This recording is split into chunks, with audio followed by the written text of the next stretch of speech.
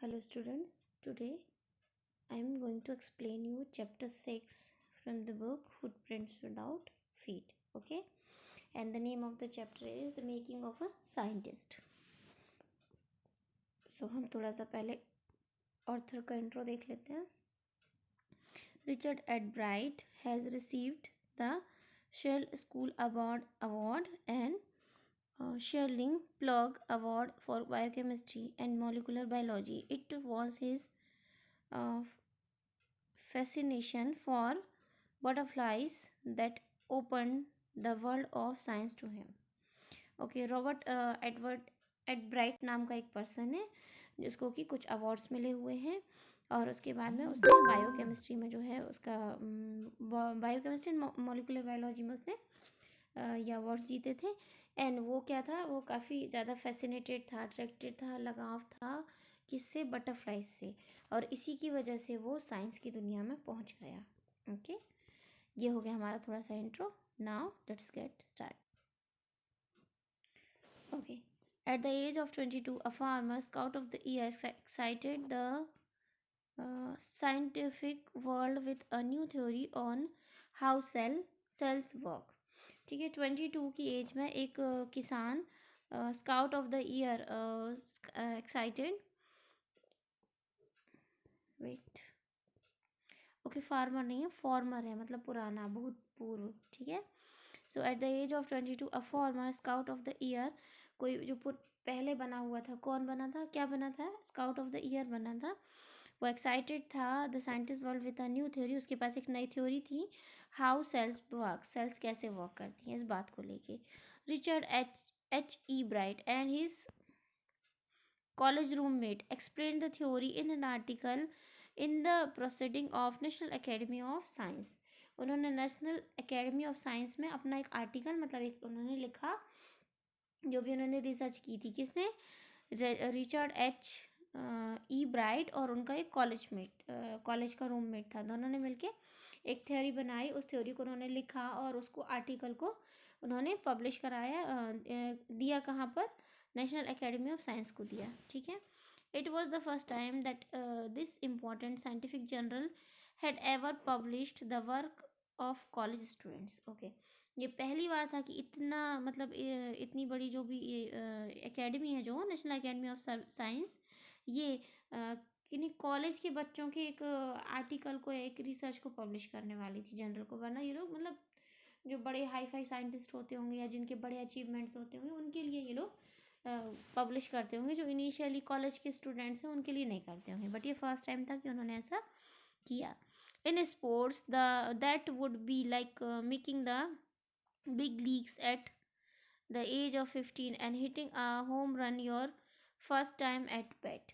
Okay, ये bat का मतलब हम देख लेते हैं थोड़ा सा.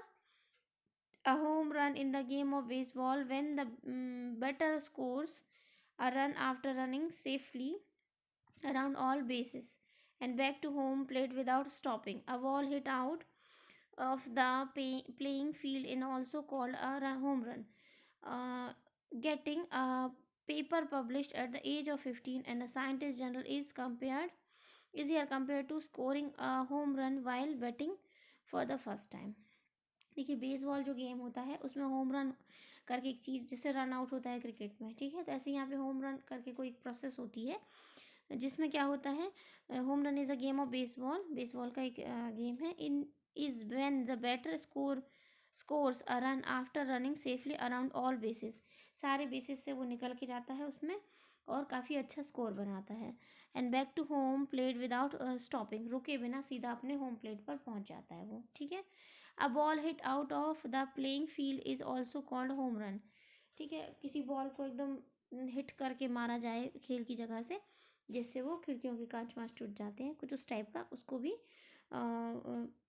कॉल्ड अ होम रन, उसको होम रन कहते हैं. ठीक है, सो इस एज में, किस एज में, 15 की एज में, कॉलेज में होते हुए, मतलब 15 होंगे, दैट मीन्स कि वो लोग ज़्यादा बड़े नहीं हैं, टीन एज ही है ना, कॉलेज में पहुंच गए हैं. लेकिन आई डोंट नो कैसे कॉलेज में पहुंच गए हैं ना, शायद वो 11-12 को भी कभी, जैसे अमेरिका जैसी प्लेसेस में, फॉरेन में 11-12 से ही उनका कॉलेज वॉलेज कहने लगते हैं, है ना, ऐसा हो सकता है. तो जो भी है वो 15 की एज में जो है उनका जो एक जनरल एक आर्टिकल प्रिंट होने वाला था, मतलब पब्लिश होने वाला था। बहुत बड़ी बात है ना, इतनी छोटी एज में कोई बड़ा अचीवमेंट करना साइंस से रिलेटेड, तो बहुत बड़ा अचीवमेंट था। तो इसी को उन्होंने होम रन कहा है, ठीक है। तो हम कहाँ थे, यस। सो ये ऐसा है जैसे कि स्पोर्ट्स में सीधा big leagues at the age of 15 and hitting home run, नहीं एक मिनट, ये लोग ओके फाइन, थोड़ा कंफ्यूजन हो गया। ये लोग तो 22 के हैं, और ये जो इन्होंने यहाँ पे देखिए फ्रेज यूज़ किया ना, जो एग्जांपल देने के लिए जिस बात से उन्होंने कंपेयर किया, तो उनका ये कहना कि 15 की उम्र में बच्चे का एक लीग के लिए, देखिए एक बार फिर से पढ़ते हैं, in sports that would be making the big leagues at the age of 15 and hitting a home run your first time at the bat. 15 की एज में आप क्रिकेट खेलने गए, पहली बार आप खेलने गए, और पहली ही बार आपने काफ़ी होम रन वाला स्कोर कर लिया, मतलब बहुत अच्छा वाला स्कोर कर लिया 15 की एज में, तो बड़ा अचीवमेंट है। ऐसे ही 22 की एज में कॉलेज में होते हुए, पढ़ते हुए, एक आर्टिकल का, एक जनरल का किसी बड़ी एकेडमी के थ्रू पब्लिश हो जाना बहुत बड़ी बात है, ठीक है। तो ठीक है, तो यहाँ पर कंपेयर हुआ है, okay. So for Richard E. Bright, it was the first in a long string of achievement in science and other field, and it all started with butterflies. तो जो हमारे साइंटिस्ट हैं रिचर्ड ई ब्राइट, उनके लिए ये एक लंबे अचीवमेंट की शुरुआत थी। उन्होंने बहुत कुछ अचीव किया होगा अपनी लाइफ में, ठीक है, साइंस को लेके और दूसरी कुछ और फील्ड्स में भी। और ये सब कहाँ से शुरू हुआ था, बटरफ्लाई से शुरू हुआ था, ठीक है। And only child E. Bright grew up north of Reading, Pennsylvania, Pennsylvania, ठीक है। तो क्या हुआ कि जो छोटे से जो एड ब्राइट थे, वो उनका बचपन जो है नॉर्थ ऑफ रीडिंग, वहाँ पर पेंसिल्वेनिया में इनका बचपन गुजरा है। There wasn't much I could do there, he said, वो कहते थे वहाँ ज़्यादा कुछ करने के लिए था नहीं जो मैं कर सकता था। आई सर्टेनली कुडंट प्ले फुटबॉल और baseball with a team of one, वो अकेले थे वहाँ पर, वो ये कहना चाहते हैं, और वहाँ अकेले होकर ना तो मैं बेसबॉल खेल सकता था एक की टीम में, ना मैं फुटबॉल खेल सकता था, एक अकेला बच्चा क्या खेलेगा। But there was one thing I could do, collect things, but एक चीज़ थी जो मैं कर सकता था वहाँ पे, वो था चीज़ें इकट्ठी करना। सो ही डिड, तो ऐसा उन्होंने किया। एंड डिड ही एवर, और वो मतलब आगे भी उन्होंने किया। Beginning in the Kinder garden, उन्होंने शुरू से बचपन से ही, किंडर गार्डन मतलब वो जो प्ले स्कूल में बच्चे होते हैं ना, उनको किंडर गार्डन कहते हैं। तब से उन्होंने कलेक्शन करने शुरू कर दिए थे चीज़ों के। Ebright collected butterflies with the same determination that has marked at his activities. तो वो क्या है, बटरफ्लाइज को कलेक्ट करते थे, और एकदम उसको बहुत ध्यान से डिटरमाइन करके, पूरा उसका निरीक्षण करके, और that has same mark and all his activities, उनकी एक दूसरी एक्टिविटीज़ देख के, उनके मार्क्स देख के, ठीक है, मतलब पहचान कर करके कलेक्शन करते थे। ही ऑल्सो कलेक्टेड रॉक्स, वो पत्थर भी कुछ रॉक्स इकट्ठा करते थे। फॉसिल्स क्या होते हैं, जैसे वो डेड थिंग्स का कोई प्रिंट बन जाना स्टोन्स वगैरह पे, रॉक्स पे, और कई सालों बाद वो आगे वाली किसी जनरेशन को मिल जाना, so they are called fossils, ठीक है। एंड कॉइन्स भी कलेक्शन करते थे। He became an eager astronomer to sometimes star gazing all night, वो एक बड़े मतलब खोजी टाइप के, जिसको जानने की बहुत इच्छा हो, वैसे एस्ट्रोनॉमर बन गए थे, जो कि सारी रात स्टार्स को ही घूरता रहता है, मतलब उस चीज़ के लिए एकदम पैशनेट हो गए थे, है ना, खोए रहते थे। यहाँ पर भी कंपैरिजन है, ठीक है। ओके नेक्स्ट देखते हैं इसके आगे। From the time he had a driving curiosity along with a bright mind, फिर आगे आगे जैसे जैसे वो बड़े होते गए, उनके दिमाग में एक उनके मतलब बहुत तेज़ दिमाग में एक क्यूरियोसिटी, एक जानने की इच्छा साथ साथ में चलने लगी। ही had also had a mother who encouraged his interest in learning, और उनके पास में एक ऐसी माँ थी जो कि उनके इस लर्निंग के शौक को बढ़ाती थी आगे। हमारी मम्मियाँ कैसी होती हैं, कचरा नहीं जोड़ो, है ना, इवन मैं अपनी बेटी को डांटती रहती हूँ कचरा नहीं जोड़ो, बट यहाँ उनकी माँ ऐसी नहीं थी, तब तो वो साइंटिस्ट थे, है ना, तो उनकी माँ उनको एनकरेज करती थी और करो, ठीक है। She took him on trips, वो उनको ट्रिप्स पे ले जाया करती थी। बॉट हिम टेलीस्कोप, उनको देखने की जानने की इच्छा थी तो टेलीस्कोप ला के लगा दिया, माइक्रोस्कोप ला दिया, कैमरेज ला दिए, माउंटिंग मटेरियल ला दिया, माउंट करना, वो स्लाइड करके बना के रखना, या फिर वो जो, अगर आपने बायोलॉजी में देखा हो तो स्पेसिमेंस रखे रहते हैं जहाँ पर कि वाटर में लीव्स रखी हुई हैं, या वो अर्थवॉर्म वगैरह है, या अभी तो शायद आपने यहाँ ना देखा हो, कॉलेज में देखेंगे आप अगर आप बायोलॉजी से पढ़ते हैं तो जो स्पेसिमेंस वगैरह वो सब माउंटिंग करके बनाए जाते हैं ताकि वो लॉन्ग टर्म तक रखे रहें वहाँ पर, उनकी बॉडीज़ ख़राब ना हो, ठीक है। तो उस तरीके से माउंटिंग वगैरह का सामान भी उनकी मम्मी लाती थी सब, another equipment and help him in many other ways, और भी बहुत सारे इक्विपमेंट और कई तरीक़ों से वो उनकी मदद किया करती थी। I was his only companion until he started school. I was his only companion, उसकी माँ कहती हैं कि मैं ही उसकी एकमात्र साथी थी जब तक कि वो स्कूल जाना शुरू नहीं किया था। After that I would bring home friends for him, इसके बाद मैं उसके लिए दोस्त लेके आया करती थी। But at night we just did things together, but रात में हम लोग जो भी थे हम साथ में ही करते थे। Richie was my whole life after his father died when Richie was in third grade.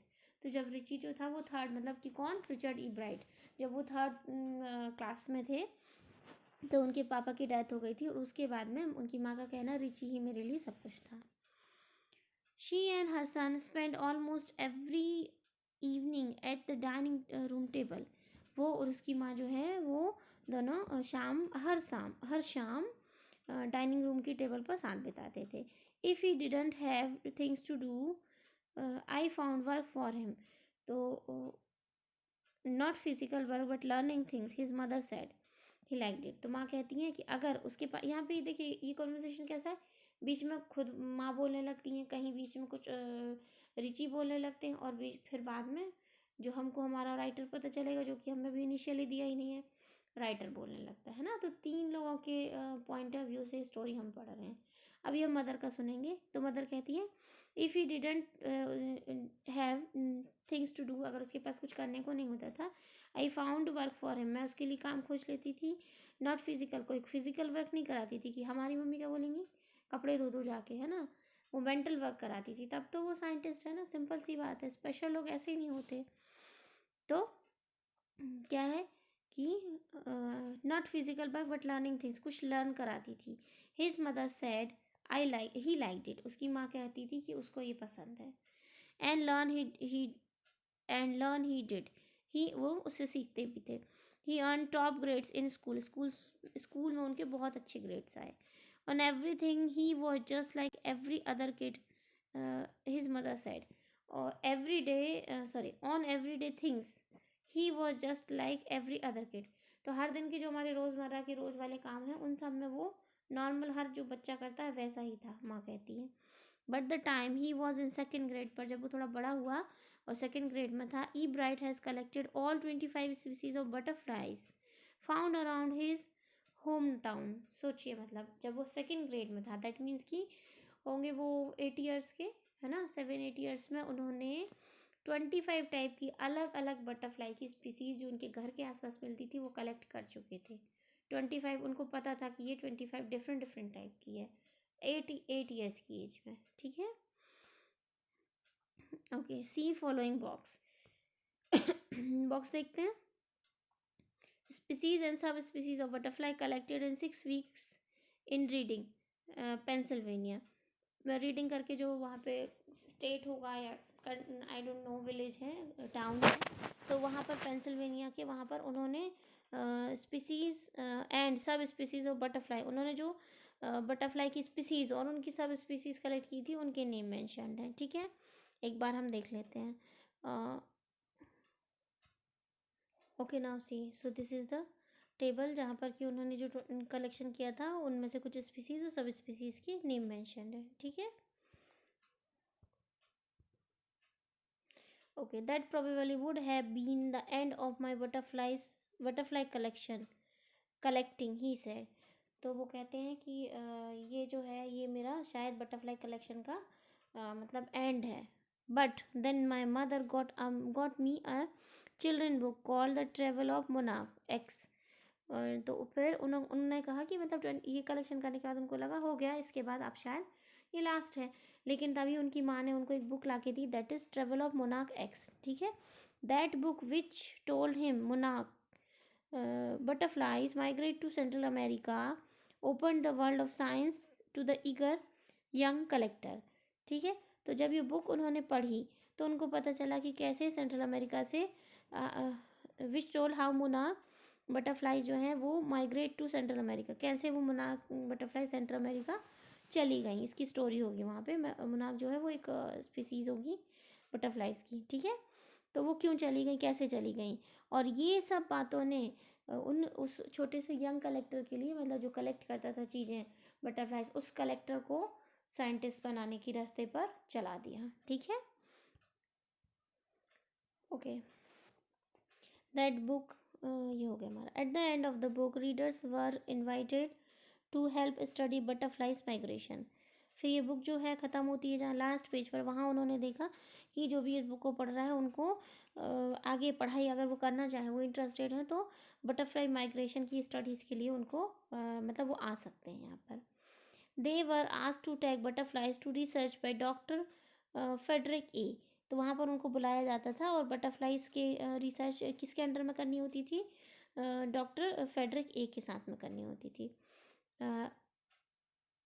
अर्कवर्थ of the University of Toronto, Toronto की अर्कवर्थ करके यूनिवर्सिटी थी कनाडा में। ठीक है, वहाँ पर। So Ebright's mother wrote to doctor Urquhart, sorry इनका पूरा नाम है, हाँ, फेडरिक ए अर्थक्वार्ड। ठीक है, ये उनका पूरा नाम है, और यूनिवर्सिटी का नाम क्या है, university of Toronto, Canada, Canada की यूनिवर्सिटी है Toronto, I am sorry, Toronto में, मतलब जो कनाडा में टोरंटो है वहाँ पर एक यूनिवर्सिटी है। ओके, तो वहाँ पर उन्होंने, फिर इसकी माँ ने क्या किया, जब इन्होंने ये सब पीछे लिखा होगा पेज के लास्ट में, तो उनको ये सब पढ़ के, वो बेटा तो इंटरेस्टेड था और माँ उससे भी ज़्यादा थी, तो माँ ने क्या किया कि वहाँ पर एक लेटर लिखा, किसको, डॉक्टर अर्थवर्ड को। And soon E bright was attaching light adhesive tags to the wings of monarchs। और जल्दी ही क्या हुआ कि उनका वहाँ सिलेक्शन हो गया, जो भी हो प्रोसेस आई डोंट नो, वो वहाँ चले गए, वहाँ पर उन्होंने रिसर्च चालू कर दिया, और जल्दी ही ई वर्ड वहाँ पर क्या कर रहे थे कि टैग्स वगैरह लगा रहे थे, मोनार्क की जो बटरफ्लाइज थी उन पर टैग्स वगैरह लगाने लगे, नाम लिखने लगे, टैग लगाना, आइडेंटिफाई करना, दैट मीन्स वो वहाँ वर्क करने लगे। Anyone who found a tagged butterfly was asked to send the tag to doctor earthward. तो जो भी बटरफ्लाई टैग्ड हो जाती थी वो डॉक्टर के पास चली जाती थी। The butterfly collecting season around reading last 6 weeks in last summer. Summer में रीडिंग जहाँ वो प्लेस थी वहाँ पर बटरफ्लाई कलेक्शन का सीज़न क्या होता था, 6 weeks in the last summer, last summer के 6 हफ्ते होते थे। नीचे हम अभी कुछ देखेंगे, देखते हैं उसको। If you are going to chase them one by one you won't catch very many. अगर आप उनको एक एक करके पकड़ेंगे तो आप ज़्यादा नहीं पकड़ पाएंगे। So the next step for Eve Wright was to raise a flock of butterfly. Flock का मतलब हो जाएगा ग्रुप, तो उनके लिए अगला काम था बटरफ्लाइज के ग्रुप को पकड़ना। He would catch a female monarch, tag her x. तो वो क्या करे कि एक फीमेल मोनार्क को पकड़े और उसके एग्स उन्होंने लिए, and raised them in his basement, और उनको अपने बेसमेंट में रख लिया। Their life cycle through their life cycle from eggs to caterpillar to pupa to adult butterfly. और वहाँ पर एग्स को क्या है उन्होंने ग्रो किया। ओके, यहाँ पर थोड़ा सा मिसमैच हो गया कि उन्होंने जो बुक पढ़ा, बुक के लास्ट पेज पर था कि अगर कोई ये सब टैगिंग करना चाहता है, और जो डॉक्टर यू हार्ट थे वो ये रिसर्च कर रहे थे माइग्रेशन वाले की, वो अमेरिका, सेंट्रल अमेरिका कैसे कैसे माइग्रेट करती है बटरफ्लाइज। ठीक है, तो ये वो रिसर्च कर रहे थे, तो उन्होंने जब वो लास्ट पेज पढ़ा, किसने, साइंटिस्ट ई ब्राइट ने, तो उनकी माँ ने लिखा कि मेरा बेटा भी ये काम करने में इंटरेस्टेड है। तो वहाँ से जो भी मिलता होगा टैगिंग का सामान वो सब उनको प्रोवाइड कराया गया, और उन्होंने वहीं अपने घर में रह के बटरफ्लाइज को टैग करने का वर्क शुरू किया। ठीक है, मतलब वहाँ टैगिंग करनी थी, आइडेंटिफाई करना था, फिर वहाँ इन्फॉर्मेशन पहुँचाई जाती होगी यूनिवर्सिटी, और फिर जो भी मतलब सामान वहाँ से चला जाता, बटरफ्लाइज चले जाते होंगे ऐसा कुछ, या पिक्चर्स होगा, ऐसे डेटा सेंड होता होगा। ठीक है, तो यहाँ पर रीडिंग में जहाँ वो रहते थे यहाँ पर कब होती थी बटरफ्लाई कलेक्शन, वो कब कर सकते थे, समर्स में, लेट समर में, कि 6 वीक में ही रहता है। तो वो एक एक करने की जगह उन्होंने सीधे ग्रुप को कलेक्ट करा और उसमें से उन्होंने क्या किया, ग्रुप कलेक्शन में एक फीमेल मोनार्क बटरफ्लाई को लिया उन्होंने, और उसके एग्स थे उसके साथ में, तो उन्होंने एग कलेक्ट किए और एग को रखा बेसमेंट में। उनका लाइफ साइकिल पूरा देखा उन्होंने।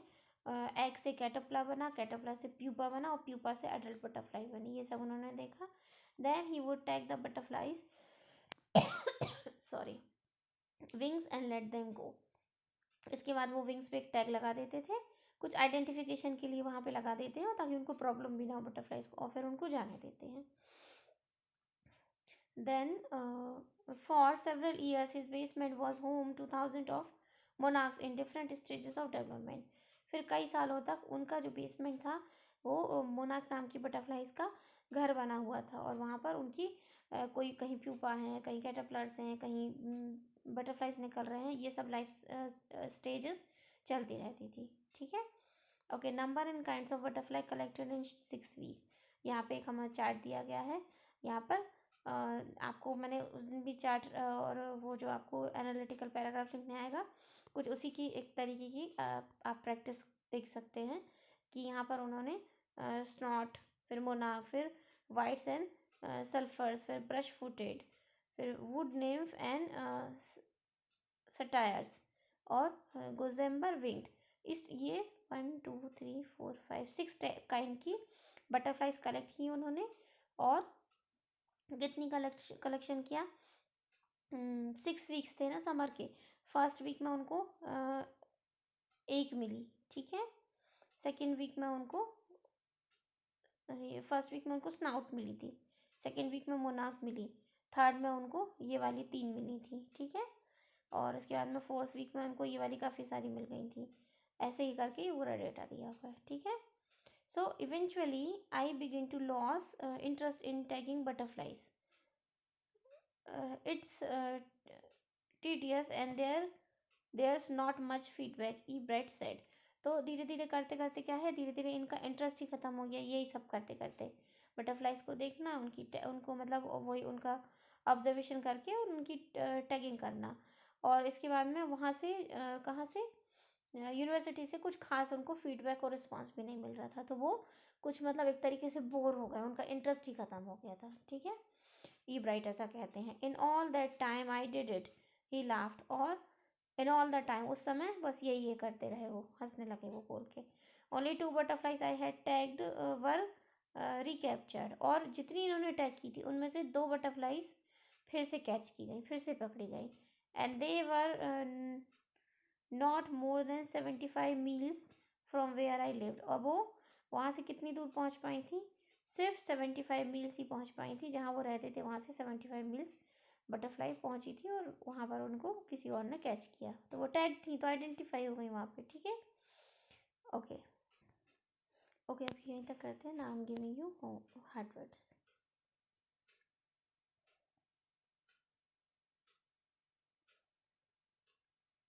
Important, published,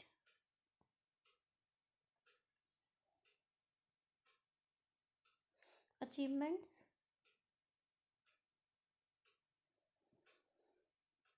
certainly, beginning, determination, star gazed, मतलब आप gazed लिखिएगा, fossils, curiosity, sorry curiosity, okay, थोड़ा प्रोनाउंसिएशन गड़बड़ था, curiosity, encouraged,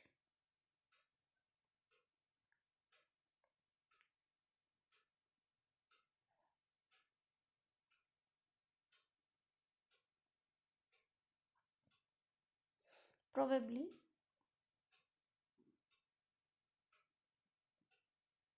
eager,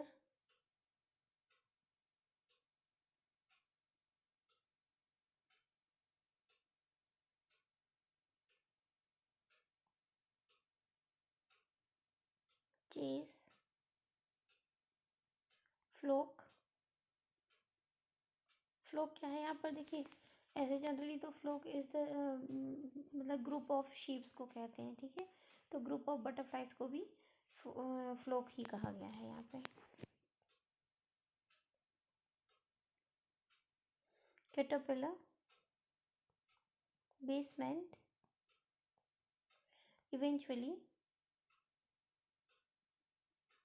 recaptured. Okay, this is it. Now I'm giving you question answers. Okay, see. This is your first question. Read the following extract carefully and answer the questions as follow. ठीक है, तो ये आपका first extract है और ये उसके 4 questions हैं. ओके, ठीक है. आप मेरी वीडियो से भी इसका स्नैपशॉट बना के क्वेश्चन आंसर अटेम्प्ट कर सकते हैं ना, क्योंकि मैं आपको पीडीएफ भेजूंगी. तब भी आपको करना तो मोबाइल से ही है ना. तो आप इसका स्नैपशॉट ले लीजिए अपने मोबाइल से, वीडियो में से, है ना, और फिर इसको अटेम्प्ट कीजिए. Okay, now your second question is this one, ये वाला. इसमें भी आपको सेम वही है, एक्सट्रैक्ट है, क्योंकि एक्सट्रैक्ट आपको एग्जाम में आने हैं. मैंने भी आपको मिड टर्म के सिलेबस में दिए भी हैं, है ना. और 4 क्वेश्चंस हैं, तो ये आपको इस तरीके से प्रैक्टिस करते रहनी है ना. करेंगे होमवर्क तो प्रैक्टिस होती जाएगी. Okay, now third one. ये आपका थर्ड एक्सट्रैक्ट है, सॉरी क्वेश्चन है. ये वाला, what rare achievement did Richard managed at the age of 22. Okay, 22 में उन्होंने क्या अचीव किया था रिचर्ड ने. और फोर्थ क्वेश्चन है, Richard become a collector at an early age, how. कैसे वो बहुत छोटी एज में कलेक्टर बने थे. कलेक्टर मीन्स कलेक्टर नहीं, collector means a person who collect things of his interest. Okay. Okay, now fifth one is the comment on the role played by Richard's mother in his success. उनकी Richard की success में उनकी माँ का क्या role था. या फिर ये क्वेश्चन ऐसे भी आ सकता है, how did Ebright's mother help him in becoming a scientist. Scientist बनने में कैसे मदद की. दोनों तरीके से क्वेश्चन आ सकता है, बट आंसर इनका सेम होगा. ठीक है. सो आपको मैंने हार्ड वर्ड्स दे दिए हैं and these are your question answer questions. So please do your homework, start preparations, and be serious for your exams. Take care. Goodbye. Thank you.